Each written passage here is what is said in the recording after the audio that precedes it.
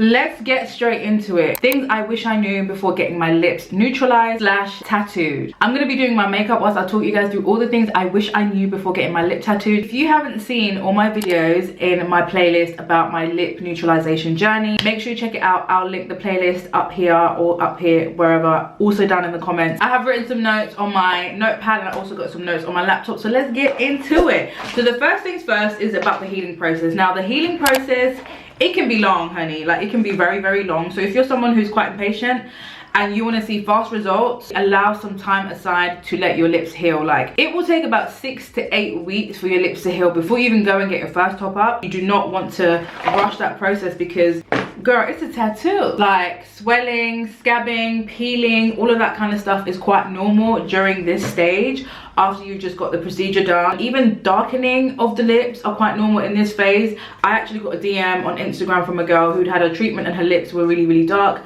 and I did confirm that, you know, it's a normal procedure, and I went through it myself. Look at this picture here and this one here. Like, it's a pretty normal thing to happen. Of course, if you notice something that's exaggerated and that's not normal to you based on what you've been told from your beautician or whoever's doing your lips, then you might want to go back. But other than that, it's pretty normal. But allow yourself some time, because baby girl, I thought I could go there and go out the same day. I did go there and go out the same day because I actually had a party that I've been invited to, a 90s birthday party. I actually drank through a straw. But don't do that. Please make sure that you like kind of clear your diary for at least a week or two and allow your lips to heal. After the 3rd week, you're able to do more things, but at least 1 to 2 weeks without, you know, doing extreme activities, you know, such as swimming and all that kind of stuff. Number 2, what I didn't realize is the fact that multiple sessions might be necessary to achieve the color you want to receive. Now, I'm not doing any makeup and that's annoying me, so let's start by doing some foundation. You might need to do multiple sessions because the gap between your lips and your desired color can be miles away,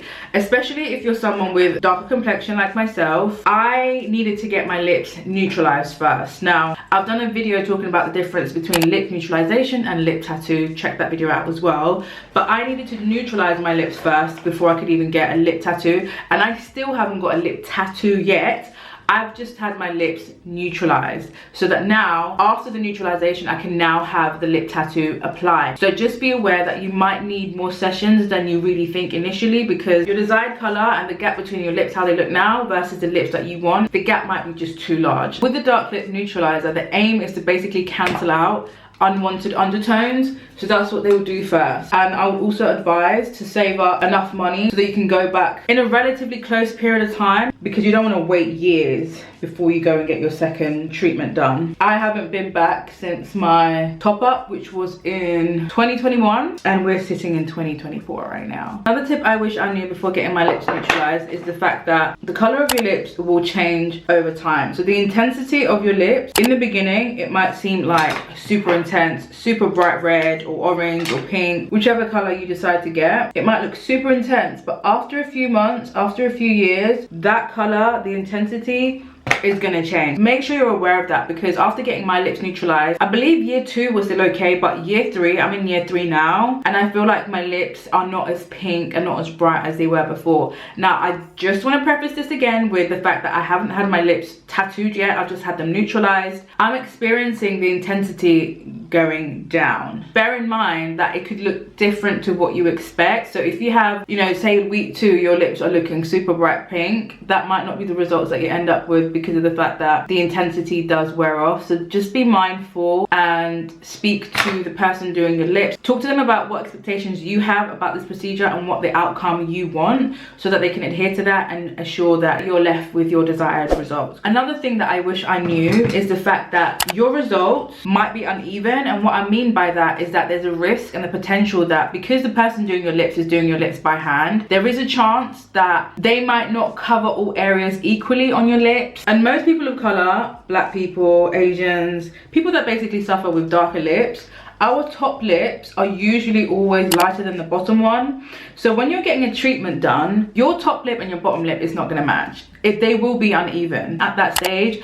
I think after you do the neutralization process and perhaps they've paid more attention and put more focus on the top lip, then when you get your lip tattooed, perhaps then it will look more even. But I didn't know anything about the unevenness. I know that now, and I can see that my top lip is still a lot darker compared to my bottom lip, and that's because that's how I went in. Like, that's how it's always been for me. So that's something to consider. Don't be alarmed, don't be worried if you notice that it's uneven in terms of the top lip matching the bottom lip, or if you notice that there's some patches in your lips. You could always go back and speak to the person who did your lips. But also, naturally, our lips are not all one shade, so it's a bit unrealistic for your lips to be the same shade throughout. As human beings, we have a lot of dimension, so it'd be unrealistic to expect the lips not to also have some dimension in terms of like color. You know, I also wish I knew about the aftercare. So the aftercare is really important because I was using vitamin E oil, and it was given to me by the girl who did my lip neutralizer. Vitamin E is good for protection against sun damage. It's very, very moisturizing, and it also helps with hyperpigmentation. So if you're using that constantly on your lips, you're avoiding any sort of like negative reactions on your lips and having to go back to get it rectified. So I really wish that I knew that you still have to look after your lips even after they're healed, even after you've got the desired color that you want and you're feeling yourself and you're loving it, you've got your confidence back, you've got your groove back. Please still make sure that you're looking after your lips and you're keeping them hydrated and moisturized, and that you're also wearing SPF on the lips. Let's not forget SPF on the lips. I'm talking to myself as well. I have so many I have so many lip balms, Vaseline, lip treatments, lip essence, lip oils, but I don't have anything with SPF in it. I need to be ashamed of myself because I always preach wearing sunscreen and things like that, but it also pertains to your lips. So please, if you're watching this video and you've already had the procedure done, make sure you just buy something cheap from Superdrug, Boots, whatever it is.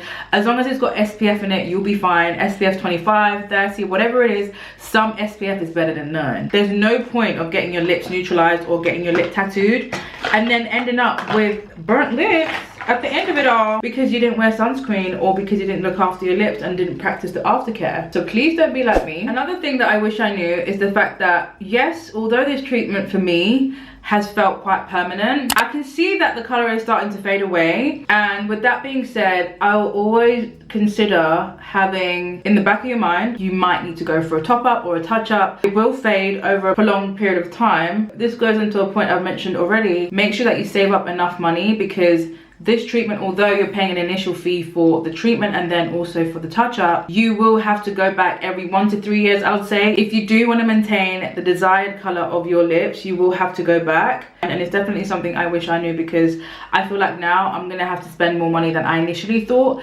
And I don't mind, of course, but if you're someone who doesn't really know and thinks, oh, it's a one-time cost because it's a tattoo or it's a neutralizer, definitely save some money on the side, about £300–400 on the side for any top-ups or touch-ups in the future. But yeah, another thing that I wish I knew before getting my lips neutralized: do not peel the skin. The dead skin, the shedding, all of that is supernatural, but please do not peel it. Let it fall off naturally. And I'm sure you'll be advised not to peel it, but I didn't listen. I feel like, I'm not 100% sure, I feel like that may have added to the reason why my lips are a bit uneven at the moment. So don't peel it, allow it to fall off on its own and just leave it alone, okay? Let your body do what it's supposed to do, which is self-heal. And final thing I wish I knew is that consultation is key. Like, make sure that before you go to anybody that you have done your research, guys. Please, please, please, please, and please. I have seen so many girls that have just gone out, got their lips done, and the results have not been good, and they've had really bad side effects. Even people have been messaging me like, make sure that you do your research. You need someone who's skilled, who knows what they're doing, who has experience. You want to make sure that you avoid being disappointed and having unwanted results, like more hyperpigmentation than you had to begin with, uneven lips. I, again, will leave the lady that I went to, still not sponsored. She has never reached out to me, girl. She was great. She was amazing. She knew what she was doing. I'm going to link her down below if you're from the UK. I'm going to go to someone who is based in Sweden soon. I know I said that in my last lip neutralization, lip tattoo video, but I really do want to go to someone. Having realistic expectations and knowing these kind of things will hopefully help you navigate choosing the right technician, beautician, whatever you want to call him or her, and making sure that you get your desired results, and also helping you upkeep and maximize maximizing the results that you're gonna get. So like I said, these are the things I wish I knew and I wish somebody had told me, but I'm happy to be sharing them with you, and I hope that they've helped at least one of y'all. Make sure you like, comment and subscribe. I'm trying to hit 10,000 subscribers. Like, comment, subscribe, share the video to anyone that you know that's going through this, anyone who's got dark lips and wants to treat it. Let them know that this exists. Also, if you have any other questions about what I've done, let me know in the comments. That's it from me, guys. Bye.